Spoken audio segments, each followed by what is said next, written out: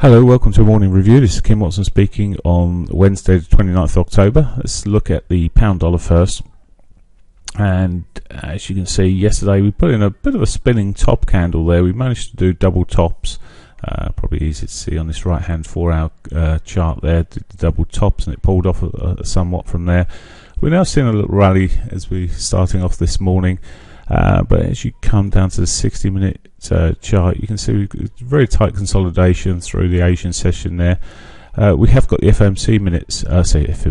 We've got the FOMC meeting, second day today, so we'll get a result from that at 6 o'clock at our time today.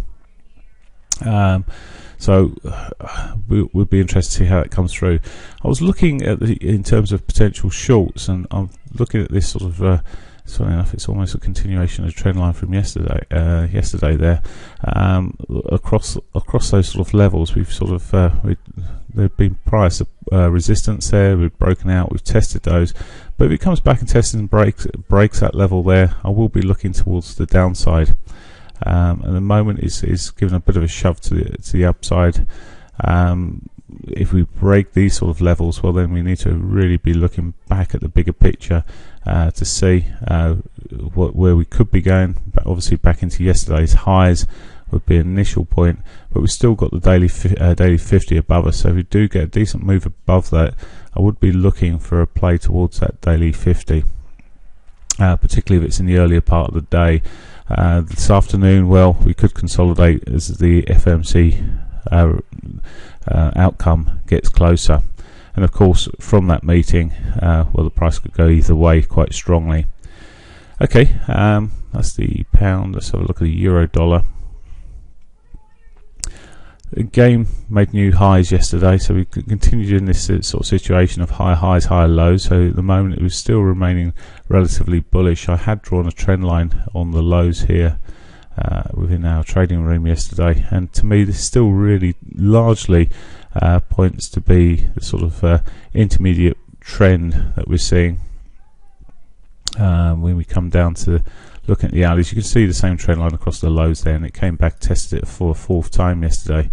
So we really are sitting right away across. I've drawn it across there, and we tested it at fourth time yesterday. Now we have a near-term trend line that's sitting on these lows here. A break of those, well, could see us come back, test the 50, maybe even back to this trend line. If the 50's been tested again at least twice there, so any test of that may be weaker on this occasion. And the 200, well, that was tested very briefly yesterday, but it's very flat now, so these may not hold up so well, and it may be when we come back and break the lower trend line here. So I'm watching for that, because that could be a sort of over the next couple of days, then it may be a signal for a change back in trend. But at the moment, looking reasonably sound. We're pushing in.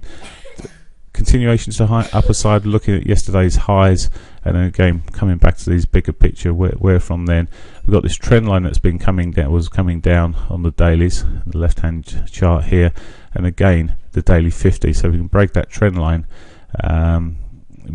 Well, it may come into the 50 with one of those highs there as it comes through. So there's sort of areas I'm looking for the upside, but really we've got to break out of yesterday's highs to be pushing up for those bigger key levels. And actually on the support level here, I've got a decent trend line, resistance level that's sitting there. So that would be a good point for price to chase up toward.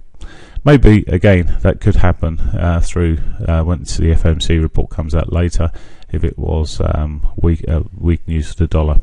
Okay, that's it for me. Have a great day. Bye for now.